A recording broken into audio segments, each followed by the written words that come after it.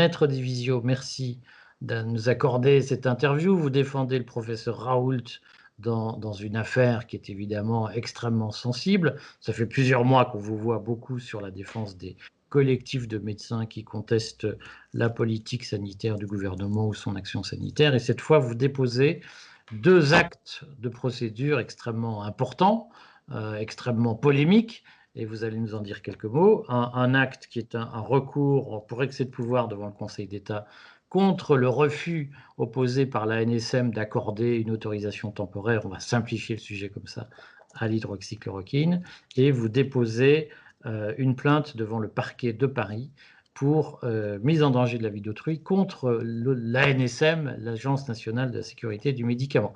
Donc, est-ce que vous pouvez nous dire si vous êtes un croisé de l'hydroxychloroquine qui part en guerre contre les infidèles?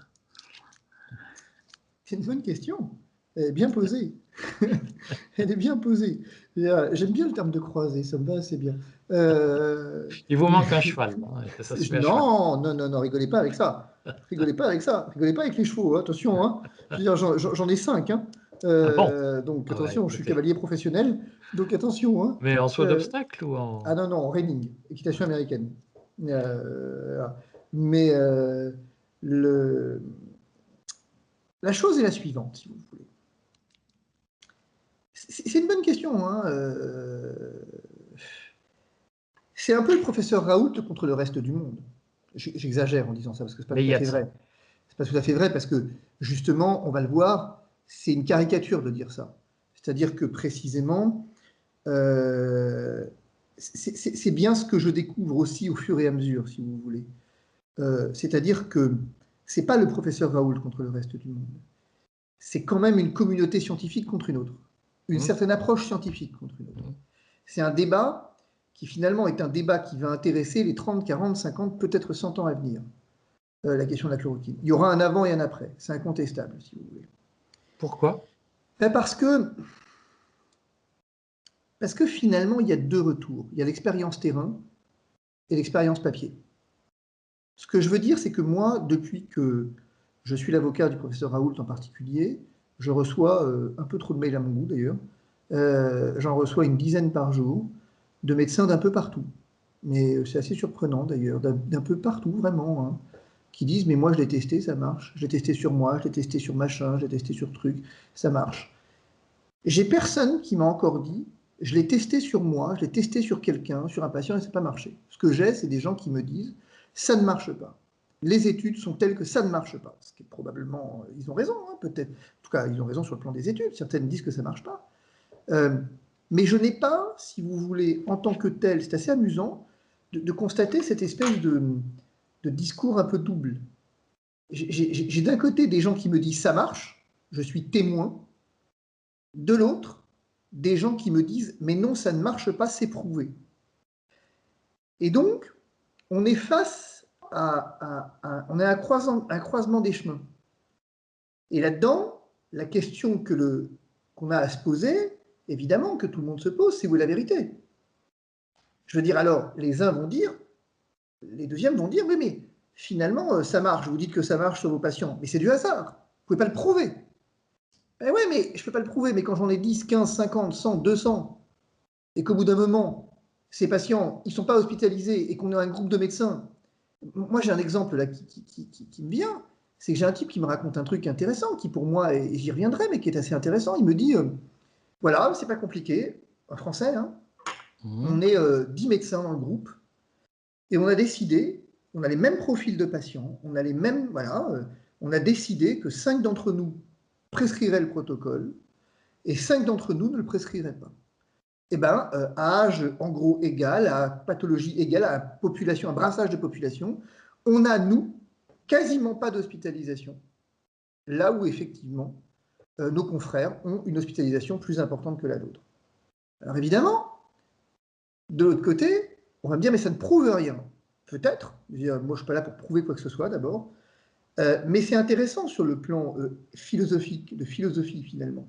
C'est-à-dire qu'à un moment donné,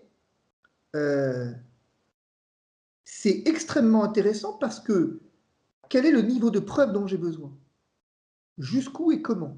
C'est une question qui n'est pas complètement stupide. Mais quoi qu'il en soit, si vous voulez, moi, dans cette affaire, juridiquement, l'affaire de la chloroquine, c'est chaud.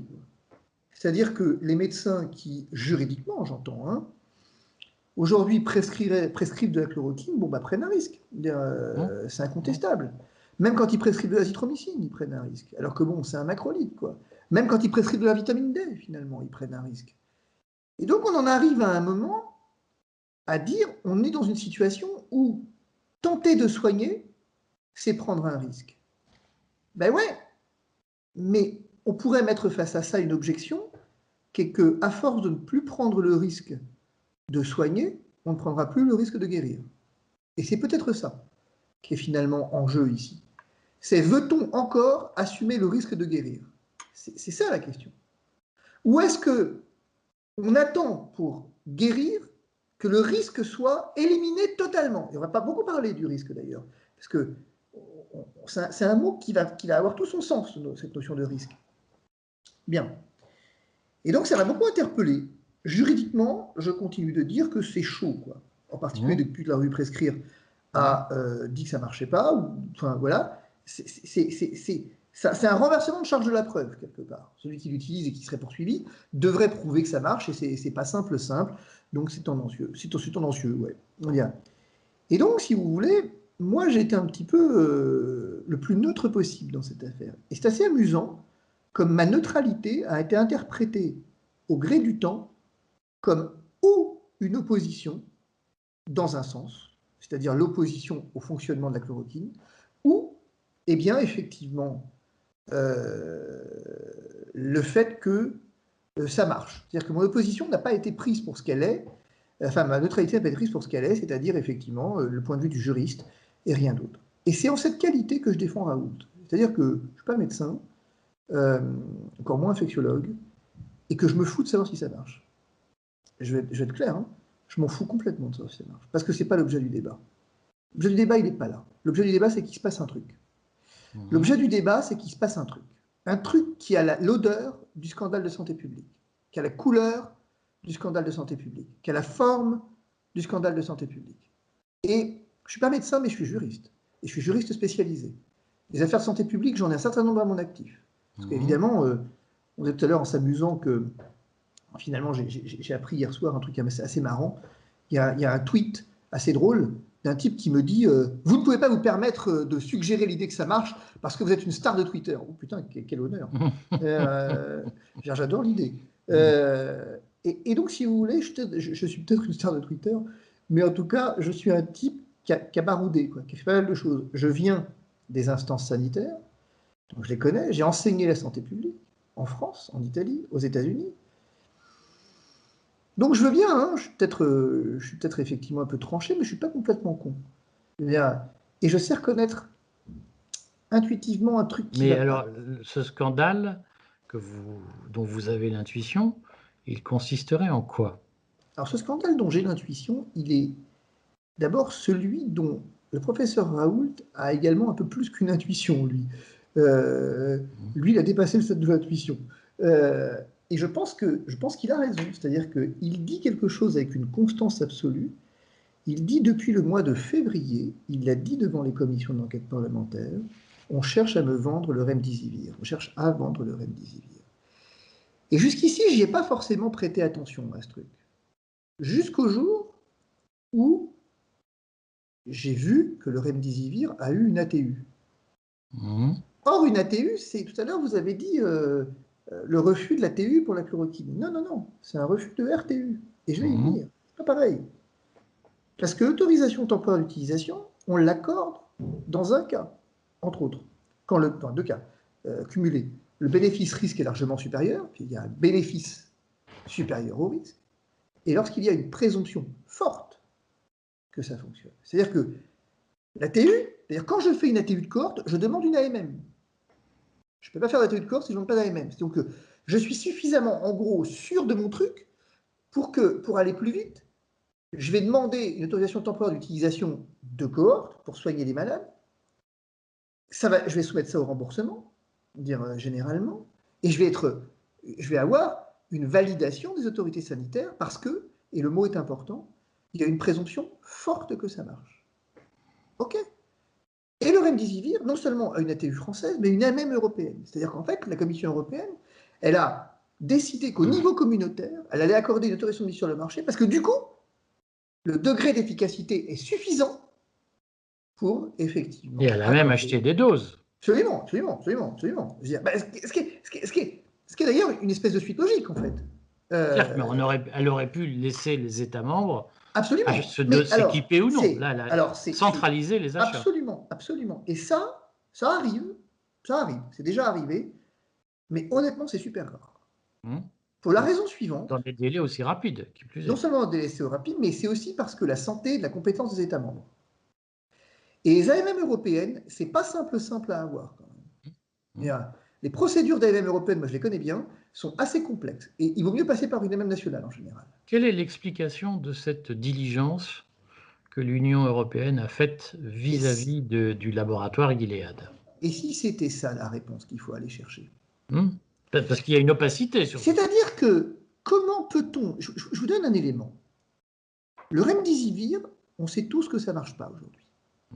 Okay. Alors on va me dire, aujourd'hui, oui mais maître, vous faites de l'anachronisme en ce que, j'entends depuis le départ, depuis le premier jour de la crise, j'entends que je fais de l'anachronisme, donc maintenant j'ai l'habitude, vous faites de l'anachronisme parce que vous jugez après coup. Or, effectivement, au moment où l'ATU a été délivrée, mon Dieu, vous réécrivez l'histoire, ça. Les Chinois l'avaient dit depuis plusieurs mois, puisqu'il y avait eu un lobbying de Gilead en Chine. Donc il y a une littérature, professeur Raoult et d'autres, largement d'autres, dit ça marche pas, et pourtant, on n'a pas hésité à nous dire le contraire. Mais admettons. 2 jours après que l'ATU était accordée, donc présomption forte que ça marche. Donc c'est que je me dis, citoyen lambda et juriste finalement pas trop con, je me dis, moi j'ai pas rentré dans ce débat-là, moi tout ce qu'il raconte, là, le Raoult et tout ça, c'est des conneries, parce que Raoult il veut vendre sa camelote, là, tout ça c'est des conneries. Finalement, le remdesivir, ça marche. Si la NASM le dit, c'est que c'est vrai. Sauf que 2 jours plus tard, va se tenir une réunion au HCSP, dont je me demande toujours pourquoi elle est publique, d'ailleurs, pourquoi ça a été rendu public, ce truc. 35 pages de transcription des dialogues. Et on va s'apercevoir de quoi? C'est qu'il y a une unanimité absolue sur le fait que le remdesivir ne marche pas. Et que le premier qui va le dire, c'est le professeur Combe, qui va dire ça ne marche pas. Je suis désolé d'être aussi dur, mais ça ne marche pas. Cliniquement, ce n'est pas efficace. C'est pas efficace en infection, c'est complètement stupide de donner un antiviral une fois que le mec est en réa. Intéressant comme remarque, ça d'ailleurs. Il va dire, je suis désolé, mais ça marche pas. On lui demande alors, et les effets secondaires, la mortalité, tout ça, il dit, oh, je sais pas, c'est pas clair, tout ça. Alors que bon, on y reviendra. Donc c'est-à-dire que, on a une littérature, okay, dont on peut dire c'est les Chinois, c'est Raoult, voilà, tout ça, ok. Mais 2 jours plus tard, voilà que les instances officielles de l'État vous disent le remdesivir, ça ne marche pas. Or, 2 jours auparavant, l'agence du médicament a, elle, dit qu'il y a une présomption forte pour que ça marche. Comment je fais le lien entre un aveu de présomption forte, sur quoi se sont-ils basés pour dire qu'il y a une présomption forte, tandis que 2 jours plus tard, le HCSP vous dira non, non, non, c'est pas vrai, il n'y a pas de présomption forte, ça ne marche pas. Et il faut attendre... comme dira, c'est trop tôt, il faut attendre le résultat de recovery, machin, tout ça. Et donc, comment j'explique ça? Comprenez que ça commence comme ça, un scandale de santé publique. Ça, c'est acte 1, scène 1. Sachant que Gilead a renoncé à demander le remboursement.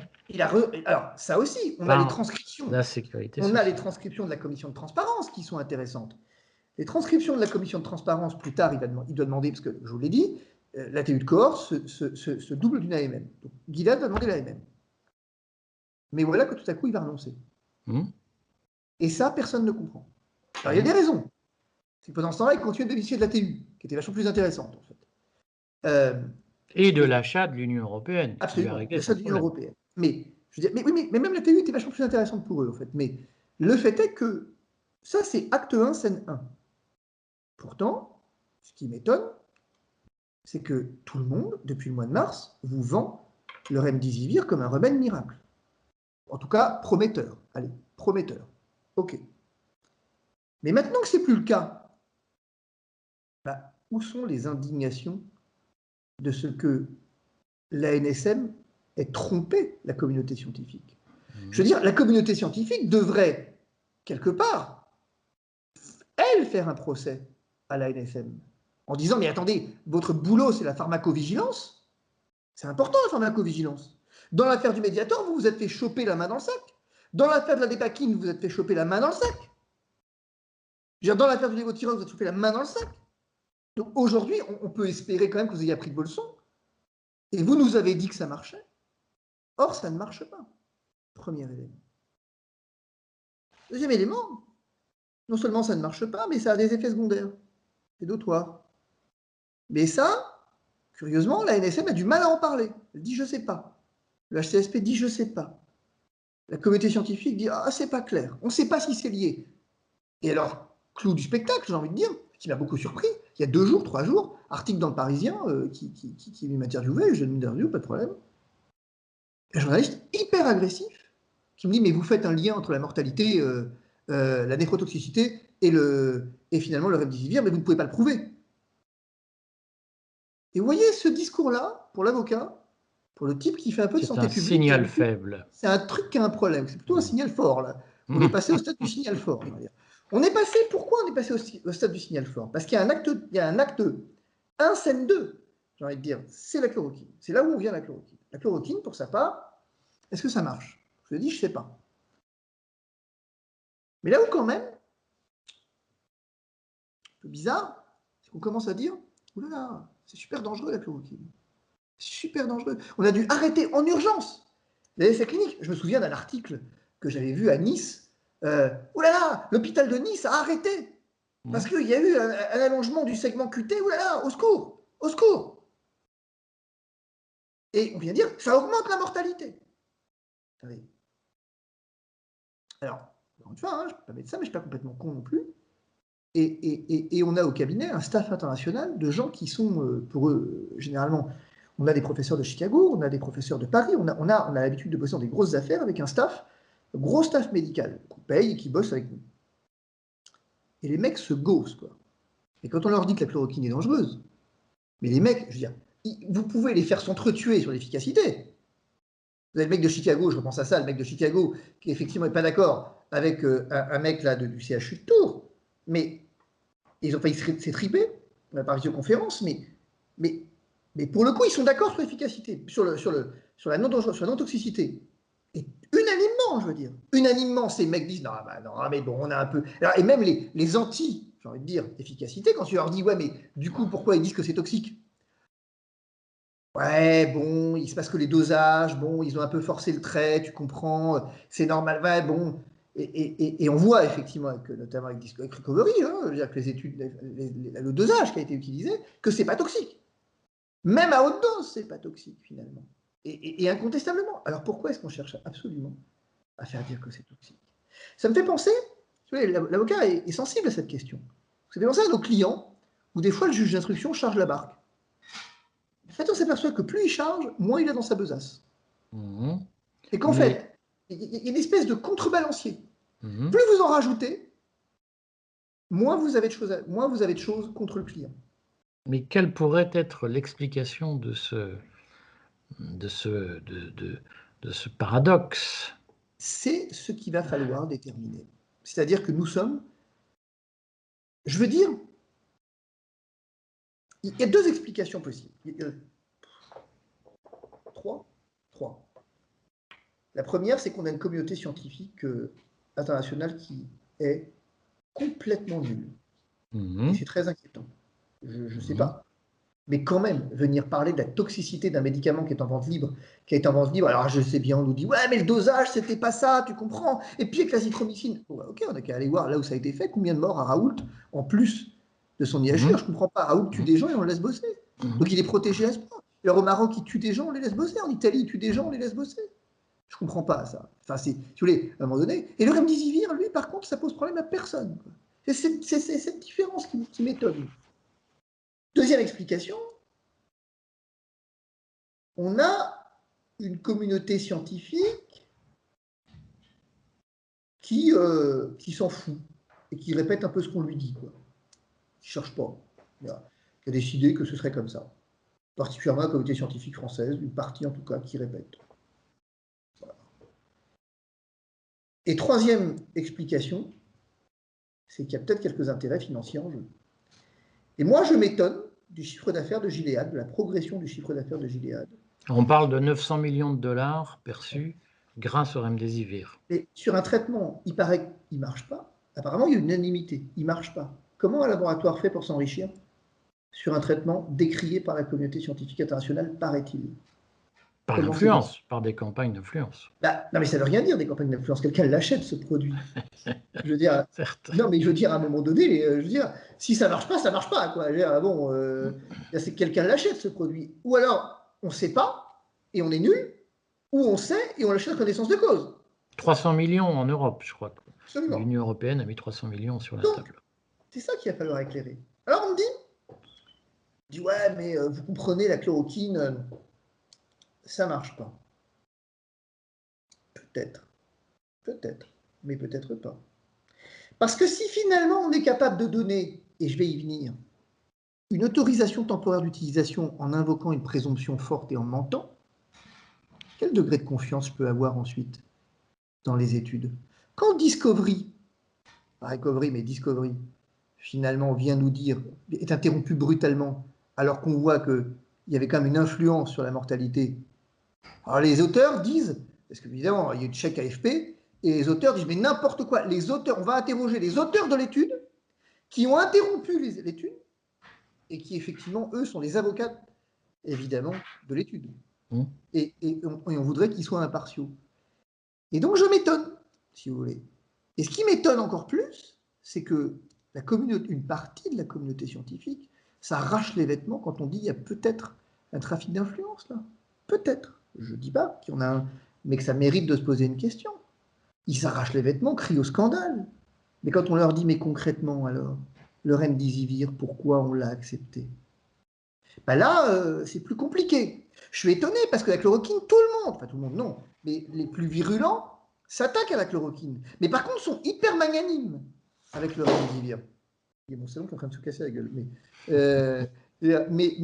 je ne comprends pas ça, si vous voulez. Je ne comprends pas.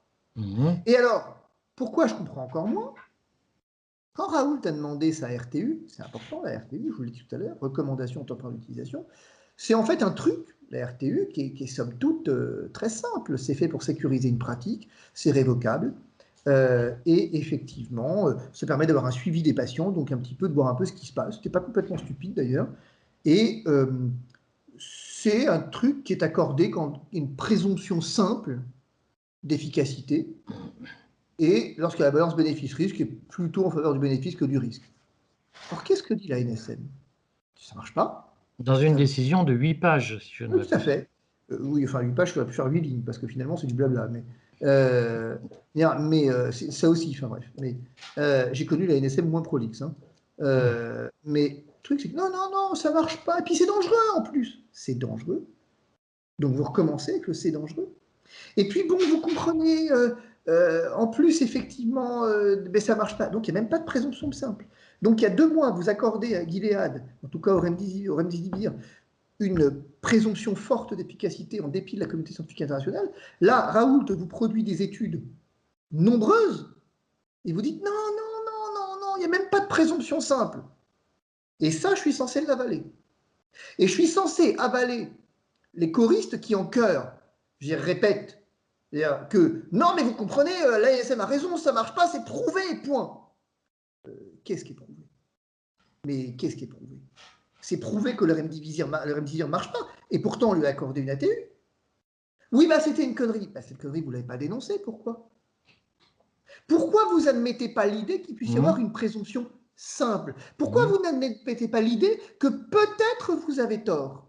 Que peut-être les études que vous citez en référence puissent s'être trompées et que les études qui sont par ailleurs citées par le professeur Raoult, mais par d'autres, puissent effectivement, elles, être une présomption de vérité. Et pourquoi ne pas recommencer là où on s'est arrêté? Pourquoi ne pas reprendre l'étude du CHU d'Angers? Pourquoi ne pas reprendre là où on s'est arrêté avec Discovery sur un nombre? Oui, mais c'était bien. Alors attention, l'argument qu'on nous donne et qu'a donné, vous avez vu, l'argument qu'ont donné les mecs de Discovery, non mais prolonger, ça aurait été jeter de l'argent par les fenêtres, disent les mecs qui quand même effectivement ont acheté des médocs qui servent à rien et effectivement qui sont dangereux. Non, extraordinaire comme phrase quand même. Non, c'est extraordinaire. Mais concrètement, quelle est votre espérance que le Conseil d'État, puisque le retour sur la vie de la NSM va appartenir au Conseil d'État, quelle est votre espérance que le Conseil d'État tranche vite, d'abord, et en faveur d'une DTU? Aucune. Alors pourquoi faire ce recours si vous pensez qu'il va échouer? Ah non, j'ai pas dit qu'il allait échouer. Non, non, non, je n'ai pas dit qu'il allait Bon, échouer. alors C'est expliquez-nous. pas la question que vous m'avez posée. La question que vous m'avez posée, c'est celle du timing. Oui. Je pense pas qu'on aura une décision rapide. Je pense que je vais me faire jeter en référé suspension. C'est logique, d'ailleurs. Donc il y a un référé suspension? Ouais, mais je vais me faire jeter. D'ailleurs, ce serait pas, enfin, ouais, non, je vais me faire jeter parce que, en fait, c'est compliqué de suspendre une décision de retrait. Ça veut dire quoi, suspendre une décision de retrait? Enfin, pas de retrait, mais une décision de refus, je veux dire. Je fais comment pour décider? Quand je retire, quand c'est une décision de retrait, bah, si je la suspends, c'est l'autorisation qui prévaut. Mais quand c'est un refus, qu'est-ce qui prévaut? Rien. Donc mon référé suspension, je vais le faire pour la forme, histoire d'emmerder le Conseil d'État, quoi. Mais je vais me faire jeter, à mon avis, en 2 temps 3 mouvements. Par contre, le recours en annulation, lui, je veux dire, plus intéressant quand même. Parce que notamment, il y a un point qui n'est pas négligeable, c'est que formellement, j'attends toujours de savoir si Sanofi a été contacté ou pas et a donné son avis. Moi, je peux vous dire que non. Pourquoi je peux vous dire que non? Parce que ça ne ressort pas de la décision attaquée. Or, ça doit ressortir de la décision attaquée. Ça, c'est un truc extrêmement important. Pourquoi on le fait? Pourquoi Didier Raoult veut le faire? Pour la postérité. Si vous voulez, on va bien se mettre d'accord. Didier Raoult, alors il y a Sanofi qui joue un peu un jeu, pas trop quoi, qui effectivement explique que le ministère lui aurait dit qu'il ne peut pas livrer à l'IHU s'il n'y a pas la RTU. Alors ça, Sanofi, ils n'ont pas trop intérêt à faire ça avec moi parce que, voilà, puisqu'ils, bon bref, ils n'ont pas intérêt à faire ça avec moi. Ils ont essayé une fois dans un dossier et ils se sont souvenus qu'il ne fallait pas. Donc, je doute très sérieusement que le ministère leur ait dit quoi que ce soit. Et si le ministère leur a dit qu'ils ont accepté, c'est leur problème. Et je veux dire, je leur déconseille très formellement de ne pas livrer et commencer à demander pourquoi ils livrent. Très formellement, je leur déconseille. Ils l'ont déjà expérimenté. Ah non, c'était pas juste un autre labo d'ailleurs. Mais bref. Mais le truc, c'est que. Non, c'est pas juste un autre labo. Parce que bon, quand on fait de la santé publique, les labos, on les a souvent en face quand même. Hein. Et si vous voulez, ce qui se passe, c'est que Didier Raoult, il s'en fout. Il n'y a pas besoin d'une RTU. Il a prescrit au AMM jusqu'ici, il va continuer de le faire. C'est pas, je veux dire, c'est assez amusant, parce que moi, Didier Raoult, je ne connaissais pas. Il a cette tendance à m'agacer un peu. J'aime pas les gens qui... j'aime pas les... J'aime pas les... Enfin, comment je vais dire ça? Ça m'a tiré des emmerdes. J'aime pas les... j'aime pas les super-héros, disons ça comme ça. Et ben en fait, c'est assez amusant, parce que j'ai eu de très longues discussions avec lui. Et ben c'est tout sauf ça. Je suis assez impressionné. Alors j'ai discuté avec lui, avec un de mes collaborateurs, qui est un type assez, voilà, bon. Ils s'en foutent, Didier Raoult. Ils s'en foutent, qu'on le croit ou pas, ils s'en tapent. Je veux dire, qu'on le prenne pour un charlatan, ils s'en foutent. Je veux dire, le type, il a un background à faire pleurer et le 3/4 de la communauté scientifique. Il traîne, pendant que les autres, effectivement, traînent leur guêtre avec des confrères, effectivement, avec lesquels ils se battent sur quoi que ce soit. Lui, il traîne ses guêtres avec les sommités internationales. Il a un conseil scientifique à faire pâlir de jalousie le conseil scientifique de l'Élysée, quoi. Je veux dire, moi, je me suis intéressé de très très près au fonctionnement de Marseille, et ce que je peux vous dire avec une certitude, sans savoir si la chloroquine marche, c'est que si on avait le fonctionnement du HU de Marseille, ça fait longtemps que la crise serait réglée. Hein. Et parce que sauf à prendre des marins-pompiers de Marseille pour des cons, ça aussi c'est extraordinaire. J'ouvre une parenthèse et je la referme. Mais on voit Didier Raoult comme le gourou. Enfin, Didier Raoult, d'abord, il n'est pas seul. Je veux dire, il a une équipe avec lui, et il a quand même les marins-pompiers de Marseille avec lui. Et je veux dire, quand on connaît un peu l'exigence des marins-pompiers de Marseille, bon, voilà. Donc, tout ça pour dire quoi? Pour dire qu'in fine, si vous voulez, moi, ce que j'ai découvert, c'est un type qui s'en fout, quoi, mais qui se bat pas pour lui, en fait. Il se bat pour la vérité. Il se bat parce qu'il sent bien que là, il y a un truc, quoi.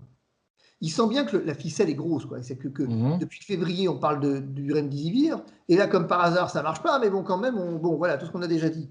Il y a donc, anguille sous roche. Ouais, il y a non seulement anguille sous roche, mais qu'on se fout de la gueule du monde. Et le monde, c'est qui? C'est les patients, quoi, à un moment donné.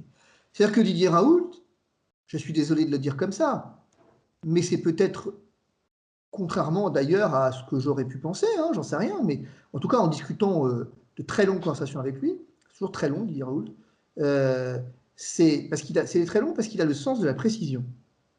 C'est ce qui m'a vraiment beaucoup frappé. C'est-à-dire que Didier Raoult, il y a ce qu'on voit sur les plateaux télé, hein, d'accord, ok, on voit dans ses vidéos, mais si vous voulez cerner un peu ce que fait l'IHU de Marseille, il faut prévoir que quand vous avez discuté avec Didier Raoult, c'est 2 heures qu'il va vous falloir. Vous ne tirerez rien de conversation de moins de 2 heures, et qui va se répéter plusieurs fois dans la semaine. Parce qu'il a un tel niveau de précision, enfin, je fais ce métier depuis quand même longtemps, j'ai avec moi, je vous le redis, un staff médical assez impressionnant de gens, c'est la première fois, une des rares fois, pas la première, mais une des rares fois, où je vois des gens de cette exigence. Et donc, qu'est-ce que ça veut dire? Ça veut dire que lui, ce qu'il m'a demandé, le contrat, quelque part, qu'on a passé, c'est de dire, moi, finalement, à l'IHU, je vais continuer à faire comme avant. Hein. Je n'ai pas besoin de ces mecs-là. Je veux dire, je sais ce que je fais, je sais d'où je viens, ils font ce qu'ils veulent, je fais ce que je veux. Dommage pour les patients, quoi, quelque part. Mais c'est précisément pour les patients que moi, je veux me battre. Je dis c'est précisément à un moment, parce qu'on ne fait pas de la médecine pour soi, on fait de la médecine pour les autres. Et que là, on est en train de mettre un pays à feu et à sang, on est en train de détruire presque une civilisation quand même. On est sur un choc de civilisation. En disant à des gens, rentrez chez vous, prenez du Doliprane. Même un antibiotique pose problème. Même un macrolide. On est venu maintenant inventer une dose citrone à macrolide. Mais où est-ce qu'on est? Comment on est capable, finalement, à un moment donné, d'accepter ça? Comment on est capable de nier les propriétés antivirales du Zitrovax? Comment est-ce qu'on est capable de nier les propriétés antivirales de l'hydroxychloroquine? Et il le dit. Il dit, moi, je m'en fous de ce que vous pensez. Si vous pensez que j'ai besoin d'une légitimité, mais enfin, les mecs, regardez qui je suis, regardez qui vous êtes, quelque part. Je m'en fous. J'ai existé avant, je continuerai d'exister après. C'est pas ça l'enjeu. L'enjeu, c'est qu'à un moment donné, si on est sur une affaire de santé, d'un scandale de santé publique, et je le redis, on a l'odeur, on a tout le climat du scandale de santé publique, bah, il faut que quelqu'un le fasse émerger. Alors, est-ce que vous pensez que la plainte que vous déposez devant le parquet de Paris va faire l'objet, là aussi, d'une véritable diligence de la part du procureur? Est-ce que vous en avez aujourd'hui des éléments tangibles de cette possible enquête qui Je vais vous suivrait? dire deux choses.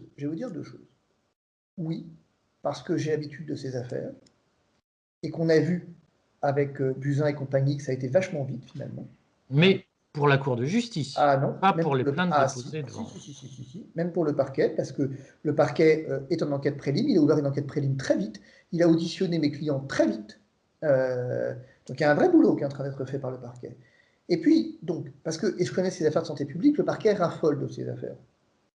Il aime bien. Et deuxième élément, en fait, je m'en tape. Pour la raison suivante, non mais il faut être clair, hein, Berthola Geoffroy vous dirait, les instructions d'information contaminée, elle vous dirait, alors elle exagère un peu, mais que quasi aucune affaire de santé publique n'a émergé de par le parquet. Elle a émergé par le juge d'instruction, saisi par les parties civiles. Donc je veux dire, au bout de 3 mois, si le parquet, c'est ce que j'ai fait là d'ailleurs, le parquet enquête, hein, mais moi je trouve que ça va pas assez vite et j'en ai marre, donc j'ai déposé une plainte avec constitution de partie civile devant le doyen des juges d'instruction pour le compte du collectif C19. Bah, c'est ce qu'on fera avec le Didier Raoult. Si on estime qu'effectivement ça va pas assez vite, eh ben, on aura l'opportunité de se constituer partie civile devant le doyen des juges d'instruction. Mais ce qui est certain, c'est que c'est mal connaître, en tout cas pour ce que j'en ai compris, Didier Raoult, que de penser qu'il va lâcher l'affaire. Pas pour son honneur. Tous ceux qui disent, finalement, ils cherchent à il s'en fout de son honneur. Enfin, je veux dire, son honneur, il est sauf. S'en fout de ça. C'est pas ça. C'est que on est face à un scandale de santé publique. Et on ne peut pas accepter ça. Et puis parce que si on accepte ça, à la première épidémie venue, on va recommencer. Parce que là, on a compris que ça marchait, quoi. Quand même, hein, pardon. Hein. Mais enfin, si un labo comprend qu'en revendant un truc qui ne marche pas, il peut augmenter son chiffre d'affaires, je vous garantis qu'effectivement, ça va être rapide. Hein. Je veux dire, alors là. Ah, je pense que beaucoup de gens ont envie de, puisqu'il y a, comme vous l'avez dit, il y a beaucoup de pros, Raoult, il y a beaucoup d'anti, mais il y a aussi beaucoup de pros. Beaucoup de gens ont envie de participer ou d'apporter leur pierre ou ont envie de soutenir. Est-ce qu'ils peuvent faire quelque chose d'utile? Puisque je sais qu'ils vont nous regarder.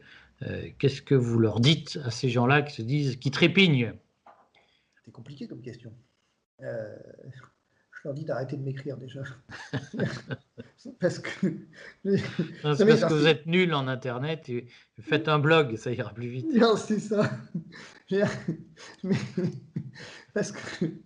Voilà. Je remercie tous ceux qui soutiennent Didier Raoult, mais s'ils pouvaient tous se regrouper, m'envoyer un mail ensemble, c'est ma boîte mail, mon secrétariat, et s'ils pouvaient passer tous leurs appels ensemble, mon secrétariat leur serait infiniment gré.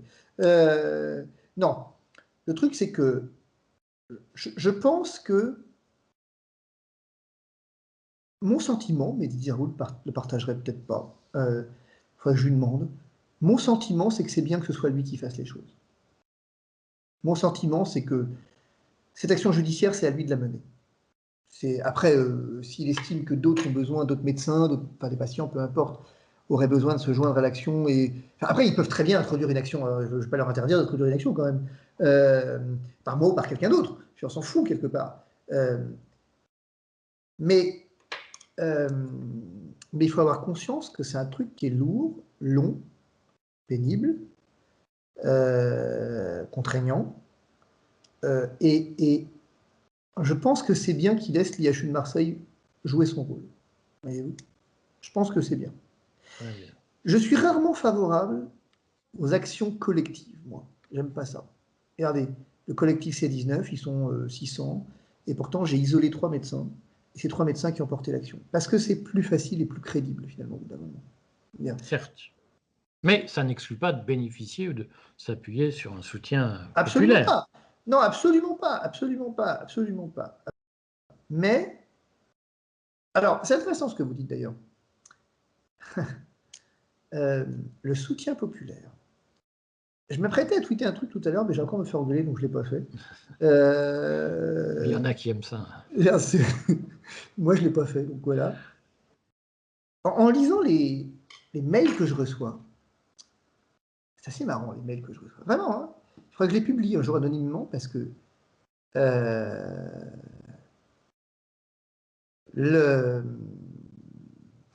jamais le Derek Chabriard, enfin bref. Mais qui répond à la question qu'on s'était posée de savoir si on pourrait transmettre les documents pour que vous puissiez pour les en public. A priori, oui. Donc je vais me le faire confirmer parce que c'est pas très clair. Mais a priori, oui. Le truc, c'est que pour la petite histoire, si vous voulez, c'est intéressant hein, les mails que je reçois. Vraiment, hein, je veux dire. On a tort de mépriser les gens. On a toujours tort de mépriser les gens.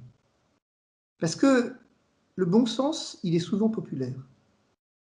J'aime ces gens qui m'écrivent, qu'on peut traiter d'imbéciles, hein, mais j'aime ces gens qui m'écrivent et qui disent voilà, qui racontent leur histoire et qui disent j'étais pas bien et je suis allé à HU de Marseille, ils m'ont pris en charge. Ils m'ont pris en charge. Déjà, premier élément, ils m'ont pris en charge. Enfin, je veux dire, vous imaginez pas ce que ça représente pour les gens. Ce qu'ils disent, mon frère, lui, était à Paris, était à Lyon, et on lui a dit de rentrer chez lui.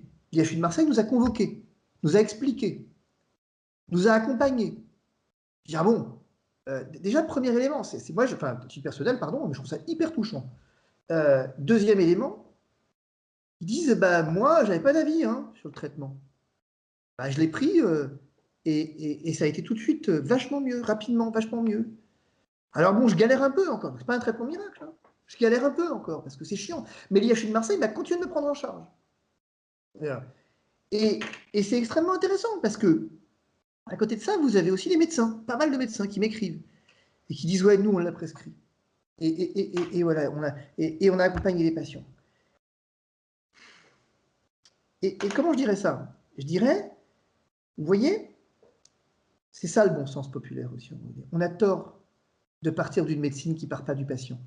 Je suis très inquiet quand la médecine commence, j'entends les anti-fake-mates sur Twitter, que je connais un petit peu, qui ont, je le redis, il n'y a aucune animosité de ma part, qui ont des questionnements qui sont justes, qui ont un positionnement intellectuel qui est juste. Oui, il faut lutter contre les fake-mates, évidemment, tout ne se vaut pas. Si le questionnement est juste, la réponse n'est peut-être pas adaptée, mais le questionnement est juste. Mais je suis quand même très inquiet quand on ne part pas de l'expérience du patient. Quand on dit quoi? Vous avez guéri? C'est de la merde. C'est de la merde, on s'en fout. Comment ça, on s'en fout? Et je vous raconte une anecdote que j'ai l'habitude de raconter, perso, qui est intéressante, qui prouve quelque chose. Mon fils, quand il était petit, la fièvre ne baissait pas sous Doliprane. Et c'était très important de faire baisser la fièvre chez mon fils parce qu'il convulsait.